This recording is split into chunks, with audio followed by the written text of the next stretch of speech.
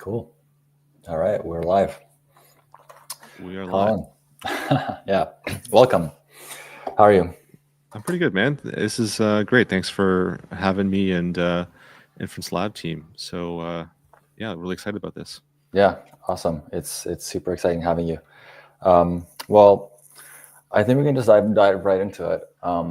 Maybe what would help is, yeah, just going sort of through your background, what you're interested in, what led you here, so on and so forth. So please. Yeah. So I'm Colin, CEO and co-founder of Inference Labs. To make a long story really short, the team comes from an enterprise background in civil aviation. So we actually had an exit there, had an AI product tracking aircraft at about 60 airports around the world. That's awesome. And verification really came out of that, and verification of AI, and the reason being, when you have a system like that in production and it gets approved for use by all these different airport authorities, FAA, Nav Canada, you actually can't change it afterwards, and you have to basically say, yes, the system's going to be running for the next 10 years. No one's changing it unless there's a critical security issue or some other needful reason to move it. So kind of in that exit, realized that there was something in that, and started to go down the path, and eventually it brought us here. And it wasn't originally Web3 direction, but realized that, hey, if you could verify AI models were being used, there's a whole bunch of other applications, and that really brought us in. So yeah, it's kind of a little bit about how we got there. And then for myself, what I'm most well known for is this project called Hitchbot. It's a kind of a quick detour. This fun hitchhiking robot that went across Canada and the US about 10 years ago. Again, super early AI experiment. It could talk. This is before ChatGPT. Wow. We use this framework called Cleverbot and CleverScript, which was like, I would say, like the grandfather of today's GPT, and really is this experiment to see how would people interact with robots, and could robots trust us, and could AI trust us, which is a question here we are 10 years later, still don't have a great answer. Right. Ultimately, Hitchbot was destroyed in Philadelphia. No. On its trip across the US. But draw what conclusion you want from that. I still think hitchhiking's still not a big thing, but I'd pick up a hitchhiking robot. That's so funny. That's such an interesting route that took you here, and I think and the evolution of agents, which we'll get to in a bit, but I think we're under-indexed on in terms of discussing how they're going to be embodied in terms of robots at some point in the future, right? I don't know how much you've thought about that. It's interesting. I kind of saw this narrative pick up around the same time as Hitchbot in 2014, 2015. And basically the problem at the time was, unless you can get a robot to pour you a gallon of milk for under, right, like that's still a multi-$10,000 problem, right? 30, 40, possibly even $100,000 problem. Until that's a $1,000 problem, a $3,000 problem, you're probably just not going to see these agents in your house, in the that embodiment happening. And we'll see. There's been a lot of improvement there, and I almost wish I was in a little bit more of a robotics field at the moment. Just seeing some of the cool robots, right? Some of the Unitree stuff and some of the Tesla bots, super cool stuff. No, 100%. Well, there's that side of things where you can have household robots doing things for you, and then you have like the Andurils of the world, right, who are doing like crazy stuff with advanced like intelligence systems and whatnot. So yeah, it's going to be wild. Next 3, 4, 5 years, what we're going to see is going to be crazy. So before we jump into perhaps the AVS side of things, I'm kind of curious to get your take on your journey with BitTensor and building a subnet, and how you ended up there, like exploring that world. Yeah, so we started off in BitTensor actually mining, and it was after they had multiple subnets. So when BitTensor started, it was really just this one LLM chat challenge, and there was no concept of like different challenges. But maybe just briefly, if anyone's not familiar with BitTensor, you have these essentially structured challenges, miners and basically query miners for for inference, for fine tuning, for a whole bunch of different things. And a subnet represents a challenge around an idea. Or, in ours subnet 2, it's Omron. It's around inference verification, which again we'll dive into. And basically, if you can write it in a code file, you can incentivize it, and Bitensor is really good at that.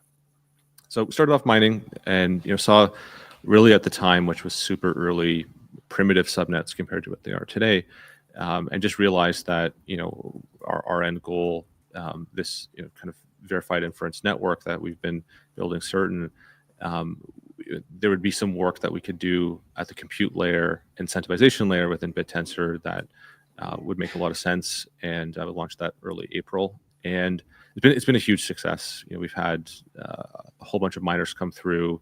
The subnet's been rewritten in its entirety, probably 3 or 4 times now. Nice. And we've got actually a big update coming out this week, version 7. I was looking at the PR. The code diff is like 100K lines in and out. So yeah, that's gnarly. It's wild stuff. Yeah. Mm-hmm. Well, okay. I mean, yeah, I wanted to make the connection of what you ended up achieving there, what sort of the problem space was, or specifically the problem statement for you guys that you tackled, and how perhaps the AVS portion of things comes into the picture, and what that does. Yeah, let's try to paint it all. So the subnet, maybe just like getting back to inference verification, right? And like why that problem is a hard problem to solve. So there's a whole bunch of different routes there. I think we fall more in the hard ZK realm, and the reason I would say we just believe there's these fundamentals that we have in a smart contract, these guarantees that people really care about, and when it comes to integrating smart contract with AI, to kind of throw out these guarantees and just say, hey, we don't need those or care about those anymore, seems kind of crazy to us. So we believe in the need for hard verification, probably in the form of ZK. So the problem with that is there's a huge amount of overhead, right? As you probably know, it could be 1,000, 100,000x the compute to verify that an inference is done properly, which for a lot of use cases is just a non-starter. So you really no one's going to pay for it, frankly. So you can do a couple things there. You can put your heads down, do 2-4 years of heavy research, hire the best PhDs in the world, try to innovate, come up with a new proving system. There's a lot of teams out there that are doing that. I've seen some of the fruit start to bear there. It's frankly amazing stuff. They're going to get the overhead down probably 10 to 100x, which is incredible. Nice. There's other types of innovation happening on the model side. You can distill models down. You can make models that are going to fit the proving systems better. You can do a whole bunch of optimization there. And then there's our approach where we're saying, well, what if we can set this up differently so you don't need a proof at all? What if you can incentivize, this is where Bitensor fits in, what if you can incentivize a quick generation of proofs? You can say to a miner, whoever's the fastest wins. You get the most incentive. And what miners end up doing is pretty incredible. They make custom FPGAs to do ZK proofs. They set up these crazy ML ops pipelines to get these inferences done as quick as possible.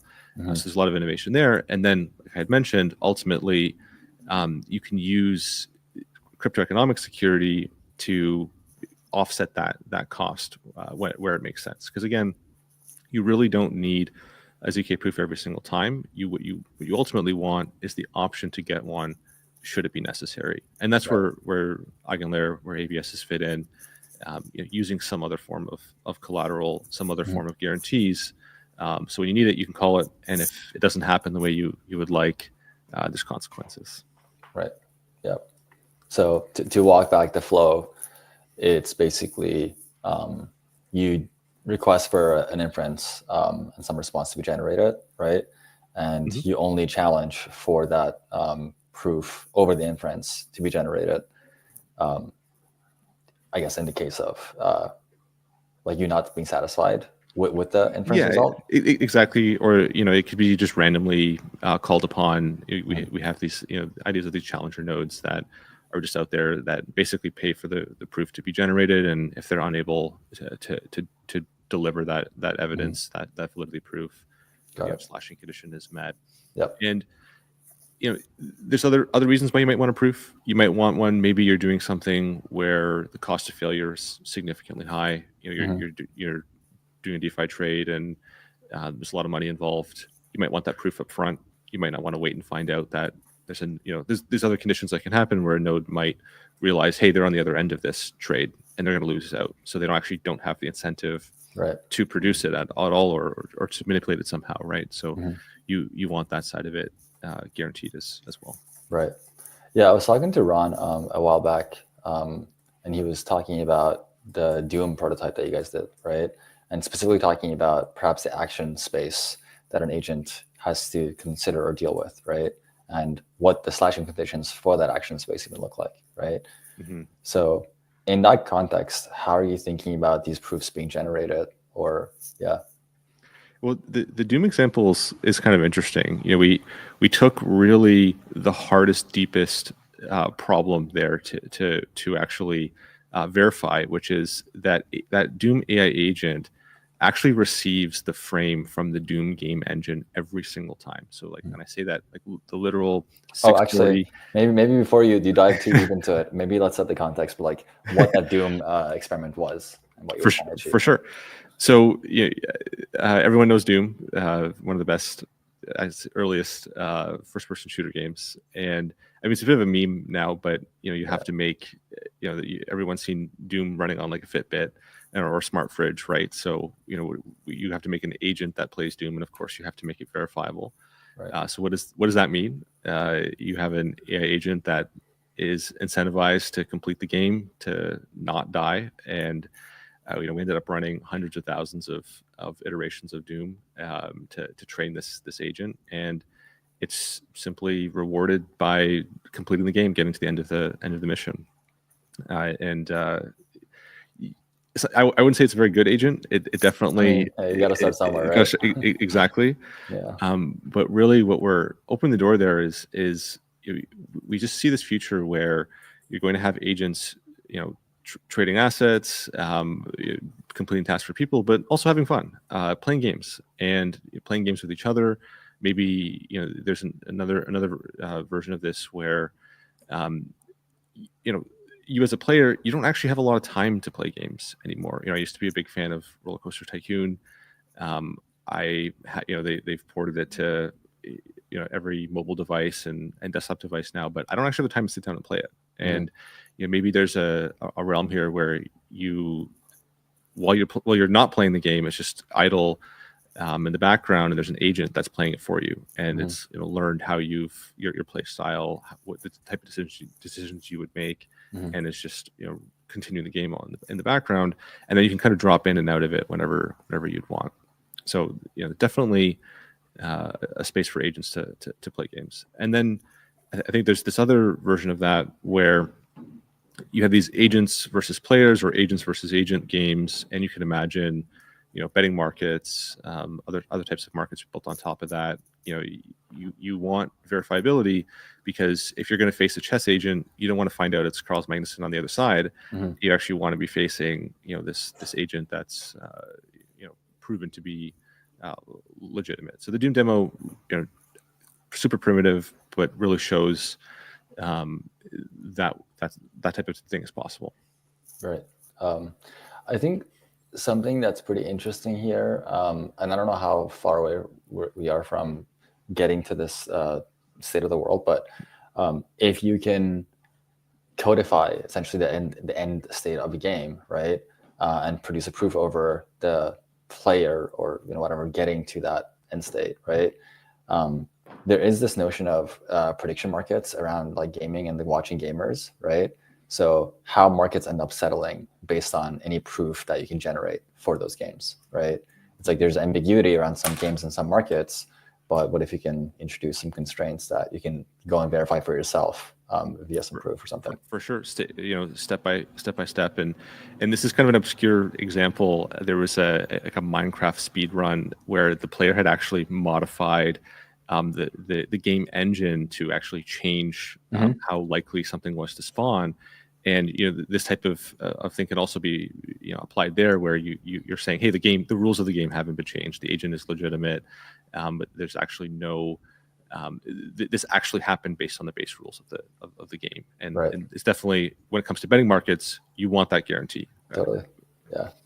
I mean, some of these markets can rack up pretty high volumes, so for sure. So I want to take some time to go over maybe some misconceptions that you can help clarify for us in terms of the recent advancements, for whether it's ZK that you want to touch on, or anything else that you've been diving deep into. So yeah, in your developments, what do you think deserves a bit more of a discussion for how you're enabling these systems to essentially be productionized? Yeah, I would say, and maybe not misconceptions, but in terms of where the rubber meets the road, maybe just on the kind of reply guy AI agents we've seen on Twitter, I've seen a lot of people asking about verifiability, and it's interesting. What does that actually? What do people expect out of that? Is maybe my one question when people are asking that, and what do they expect to happen when something is not verified? Like, these AI agents are ultimately these attention seeking and attention attracting mechanisms, and ultimately memes. It's kind of fun to think that they are real, and it's also kind of fun that they might not be.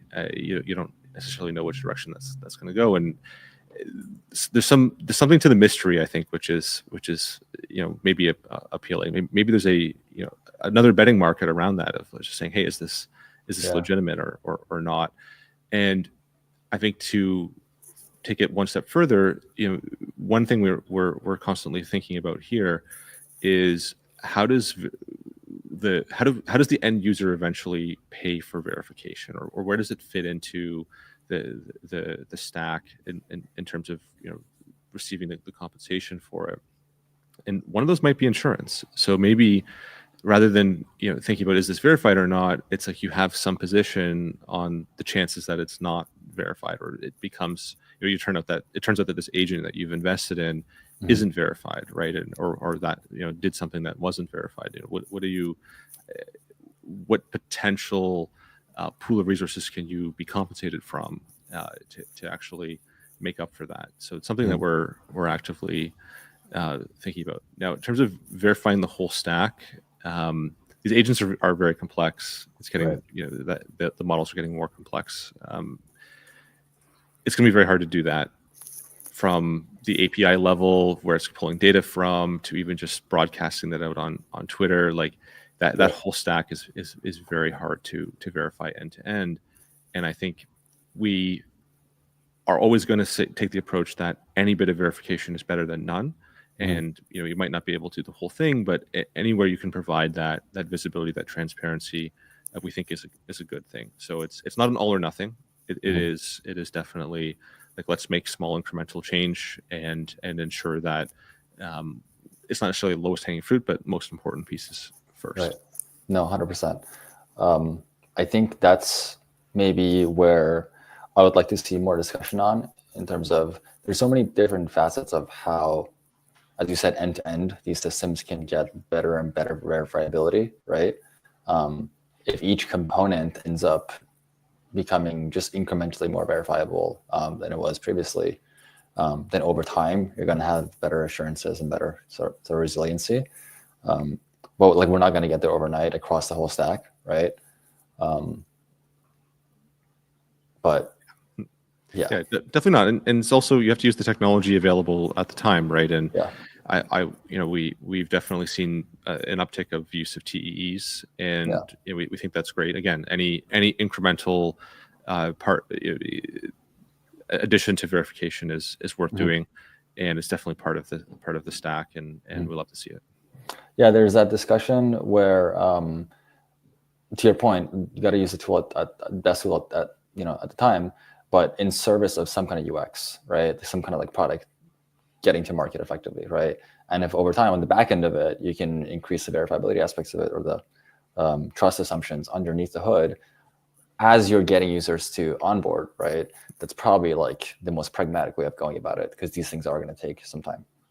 For sure. And to pull back to something I said earlier on really the cutting edge research here, there's some really, really promising things, but it takes a while for these systems to be battle hardened and to get all the bugs out of it. And that is just it's going to take time, and we have to use other more production ready. So if there's such thing as production ready in Web3, we have to use systems that we can place some faith in from a security standpoint. Like one of the examples that I like to point out to is you guys recently went from 15 seconds to 5 seconds from proving time. Is that correct? Or yeah, it's probably closer to about 20 to actually now sub 2 seconds. Okay, there you go. Yeah. So my info is outdated. So miners keep improving it, right? So I don't blame you. Yeah. So yeah, there's that. Any other I guess notable things that's of particular interest to you for where we might be, let's say optimistically speaking, 6 months from now or a year from now? What I would like to see a year from now, and I think I keep saying this point, and if inference is free on chain, like let's just say that we go ahead and do this and put whatever models you want to use available on our chain and on just so anybody can tap into them, build into a smart contract. I think it's really important that all the other players as well, from training to model hosting to the application builders, we all have to be in the same spot. We all have to similar interface to have all the systems worked together, because no individual part of that existing on chain for free is kind of useful on its own. Only when the whole stack is there can we really push the space forward in the same way that email is not really useful if there's no one to send an email to, right? We really need that whole stack, and I think within 6 months we'll be there. All these different we're hyper focused on inference, hence our where our name comes from. There's others out there who are focused on different parts of the stack, and having us all working together and ensuring that this happens is definitely something that and not only is applications possible, but they are being built is definitely what I'm most excited about. So diving into the AVS aspects of things, I know that you guys make a distinction between different levels of risk, let's say, right? That verification request can come in for. Can you unpack maybe the construction or the design of how the AVS itself works? For sure. So there's a couple of different aspects to that. Let's start with I think probably the most important distinction, which is where the models are coming from for inference. So in our case, we really see two distinctions there, which is public and private models. And that totally changes who can be an operator and what assumptions there are about that, right? So obviously, if it's a public model, the set of operators that can actually fulfill inference and those who can provide proofs for it is much more open, right? It's out there. You can spin up a node yourself, and you're welcome to do so, of course, and participate in that. And in that case, I think there's a lot more options out there right now for these open source models to be done, and the verification is kind of less. Exactly how it works. You can see it, and therefore like the risk is much lower, right? You don't actually need to put as much capital behind it, because it's why would you lie about it, essentially, right? Where it gets more interesting is these private models. These they're obviously black box. The source isn't out there. The weights and biases are obscured. They've probably been forked from one of these more popular open source models, but no one knows exactly how they work, and that's super important for a lot of use cases. Again, going back to DeFi trading, if you know exactly how this works, how a model works, you're just gonna get front run all day long, right? And if same with AI agents, especially gaming ones, you don't want that information out there. So you want to keep that information private and still prove to the world that you want to give as much visibility into that black box as you can, some translucency without disclosing all the details. And that can be risky because there's and I say risk from actually from an intellectual property standpoint. Sure. Yeah. When you're operating that and you've basically released this model to the network, there's other guarantees that you have to meet, like liveness guarantees. So one of the important design features here is also you want to compel a node to produce inference. They've committed that they're going to be available for a certain number of inferences per time period, and you want them to complete that, right? You have to actually compel them to do so. And yeah, they're really I think that's some super interesting part that I think as well maybe other networks haven't really thought of. Right. Yeah. And maybe going into potential slashing conditions a bit here. How have you thought about that, and how much you want to sort of like take the pressure off from operators getting slashed, or fully leaning into it? How have you been thinking about that? Yeah, well, it's definitely an option that you want, but you need to be careful with that. And we've kind of danced around a few slashing conditions already, but just maybe touch on the liveness one first. When an inference request comes through and it's allocated to a node, they have a pretty reasonable amount of time to complete that. The way we've set this up, it also understands the workload that they're currently assigned with completing, so they're not going to be overloaded. But at the same time, they are making a commitment.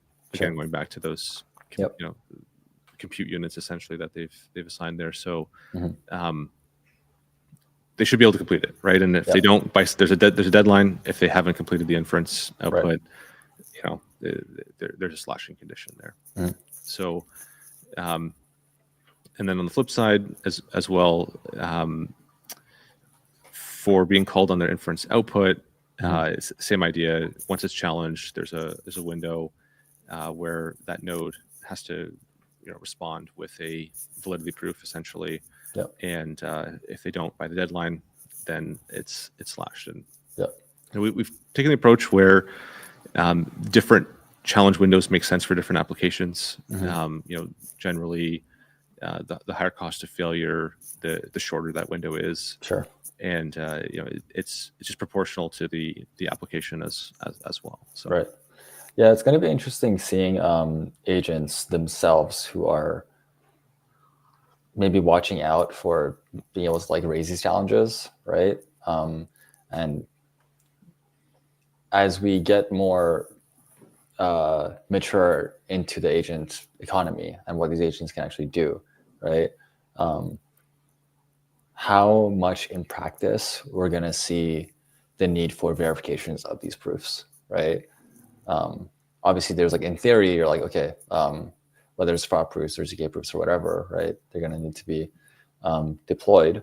But if you have maybe a hybrid system here, right, where you might not even need to verify the proofs, or how often is the happy path actually? How often is the average user path actually happy compared to it being sad? Right. Exactly. And then I think there's an important distinction there as well, which is a inference is fraudulent versus an inference is just bad, right? Like if your agent has a bad response or does a bad trade, it still might have been the correct trade based on its model. And I think there's also going to be a UX challenge here on differentiating those two, where the AI model itself didn't do what you've asked it to do, but it's still actually computationally correct, which is going to be confusing for a lot of people, I think, and resulting in a lot of claims and being like, well, what do you mean my proof is valid? I don't think that's what I wanted. Right. There's definitely a challenge coming there as well.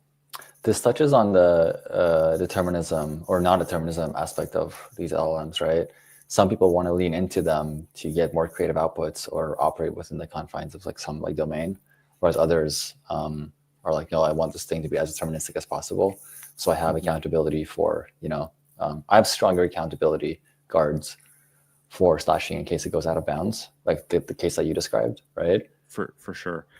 And the other way of thinking about this, or just how I think about it, is it's a very hard problem to do. The number of paths within the AI model versus the number of like correct solutions and outputs is, there's generally a massive difference there, and it can be very difficult to reduce those paths in a way that get you to the correct answer. And then further to that, there's another element of this, which is when you're verifying a model, you have to go through some intermediary format to actually make it verifiable, right? You can't do floating point in a lot of these different proving systems. You have to make approximations and other compromises, and it also becomes a matter of how accurate to the original model do you need to be for your use case. And you can go to the 99.99%.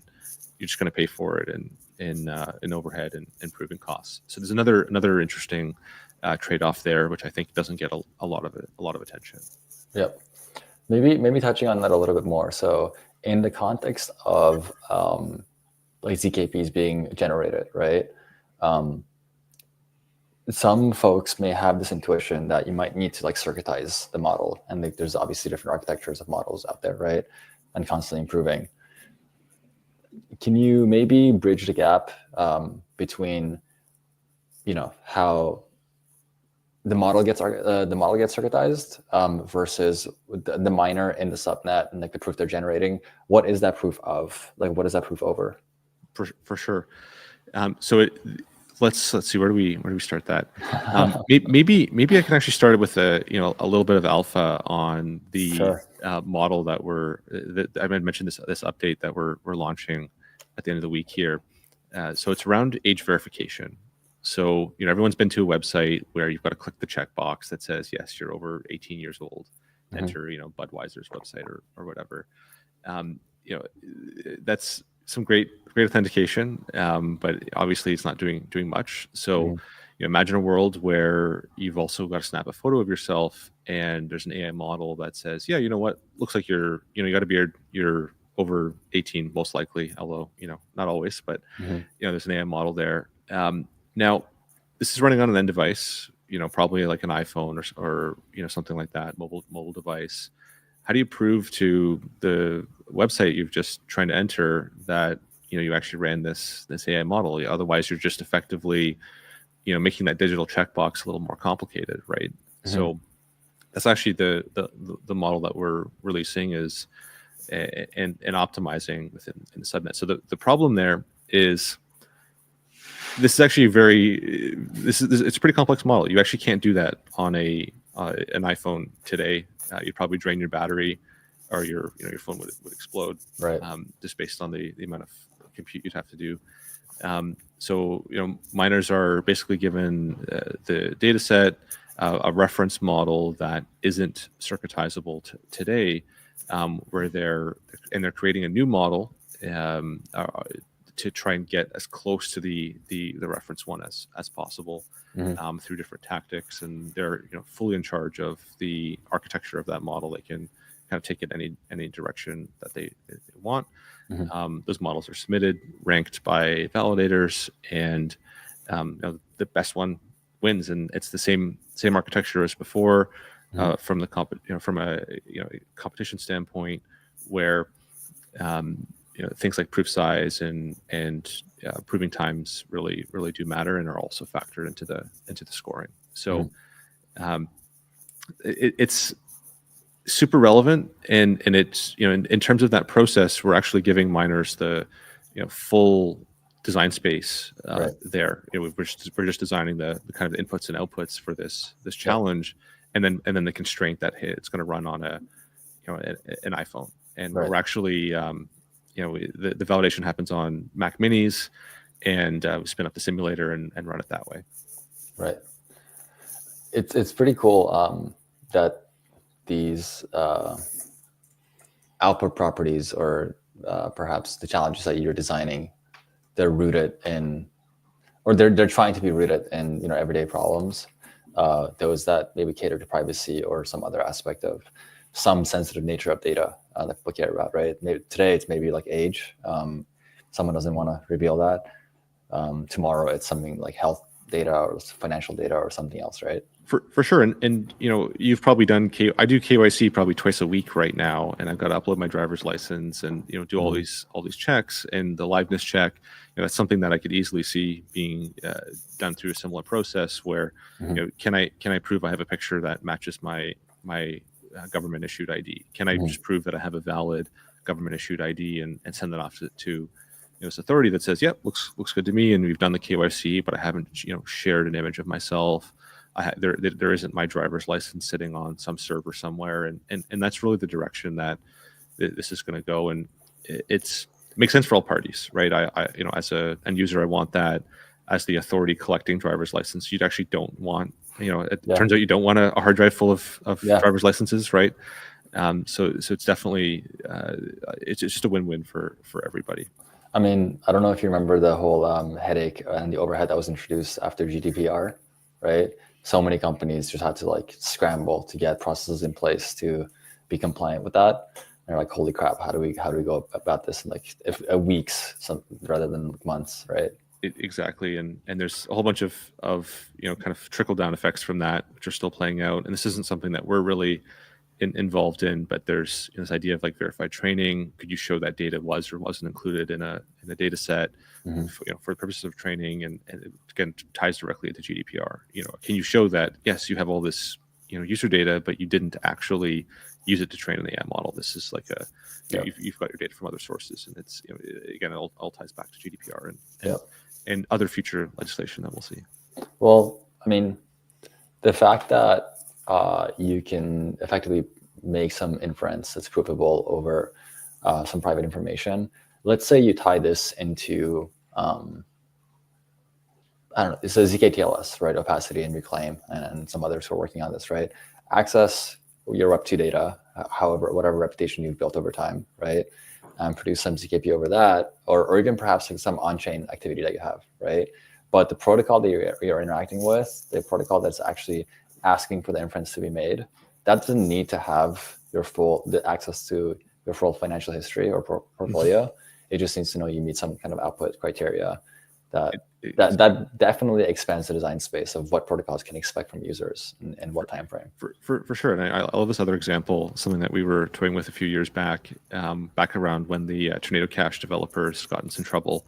And it was, how could you prove to your employer that you're a good developer or that you contributed to some of these projects, but not actually say, here's the lines of code that I wrote, because you might not want that, right? You might want to keep your anonymous GitHub handle, do the work, but still get the clout and be able to prove that the clout is yours, right? And these ideas, again, it all comes together of this, the fundamental idea of privacy, right? Disclosing what you want to on your own terms to who you want to, and it's definitely the ultimate vision here. People, there's that saying, right? Slowly then suddenly, right? I don't think generally people are aware how close we are to these systems being productionized. Would you say this year is the year, or do we have to wait until 2026 to fully realize the whole stack? I'm a little more pragmatic. I think we're I'd love for it to be this year, but there's still places operating on facts. I know that's always dreamed on, but there's reasons for it. But and COBOL. Right? Hey, at the same time, if something works, don't mess with it, right? Yeah. Fair enough. Well, regarding the AVS itself, what can people like integrate with it? Are there like APIs, SDKs, etc.? Like, what is the state of that now? And in the next we're on testnet at the moment, and we're actually still single operator, so we've been keeping it actually closed private for the time being. Although by the end of this quarter, we do expect to open that up and have other people bring models, open up to other operators, and start to attract some capital there. So we're obviously super excited about that. And really, going back to another thing we had touched on, when agents are pursuing verification, it's really important that they can also use their own collateral, their own tokens that they've are running on within AVSs to help provide that economic security, and that's something that we're super excited about. It's going to be very interesting when agents get their own wallets and they can sort of maybe solicit funds, right, for some kind of behavior, and then put those funds as, security backing their own behavior. Yeah.